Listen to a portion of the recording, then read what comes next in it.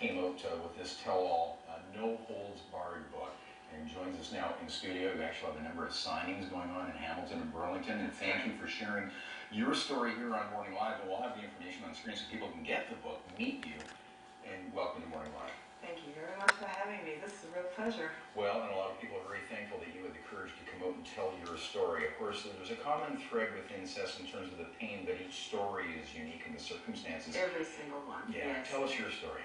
Well, my story of abuse started at about the age of 11, and that's when my father first initiated me into the whole thing and manipulated me very, very carefully over the next few years. And I have to say it starts before that in terms of how frightened I was of my father. As I grew up, I was always afraid of my dad. So when Dad said do something, you did it. And that was it. And that included what eventually happened. And unfortunately, the abuse continued until I was 23. And I was finally rescued, as I'll call it, by my white knight, my husband, who came into my life and gave me the courage to finally get away from it all. But it took a lot to do that. It was very difficult. Very, very difficult. Oh, absolutely. Now, one thing that is unique as well with many families, there is a tendency to want to either be in denial or sweep it under the carpet. Yep. Not so with your family, who once it came out, the family basically insisted that you tell your story. So how did that play out? Well, that's the interesting thing, is it still was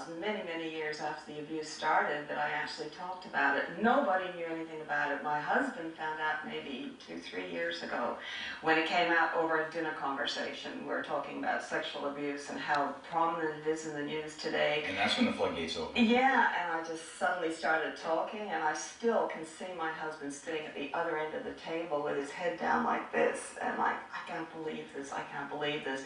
Here he's been married to this woman over 40 years. He has sat down with my father. The father-in-law that thought he knew. Yes, and he finds out. He said, I always knew there was something, but I never put it down to that, you know? Well, you mentioned that too. Now, your father passed away in 2000? Yes. Yeah. Yeah. There was a huge...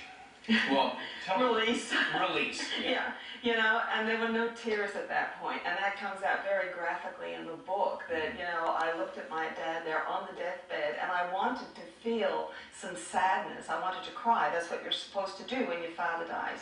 And there was nothing. There was nothing there. I had nothing to give him because I had given him so much. I had nothing left, and I had cried so much. There was nothing there. I'm sure you've heard from many people in the early days since this has been released who have suffered from this. And what's the reaction been like? The people who are reading it who have never been abused are shocked, overwhelmed, angered. My next door neighbor said to me yesterday, it took me 2 days to read the book, which is not a long time. She said, not because I couldn't, because it wasn't a good read, but she said, I got so angry while I was reading it. Set it down, fume. Yes, and that kind of a thing.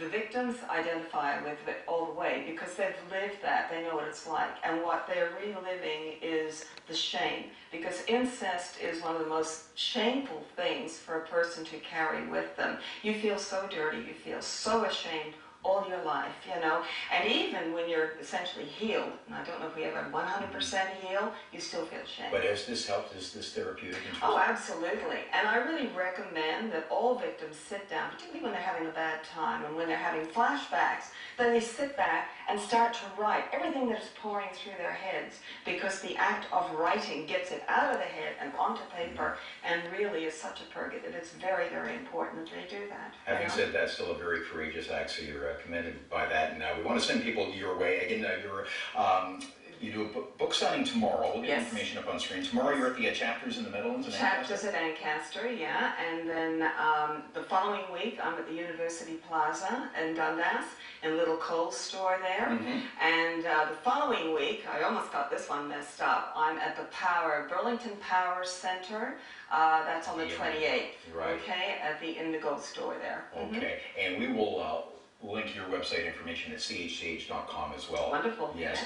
Again, thank you for sharing your story. It's a pleasure. No thank tears you from my very father. much. Thank All you. right, fast break. We're back with the news at 9:30 and another half hour Morning Live.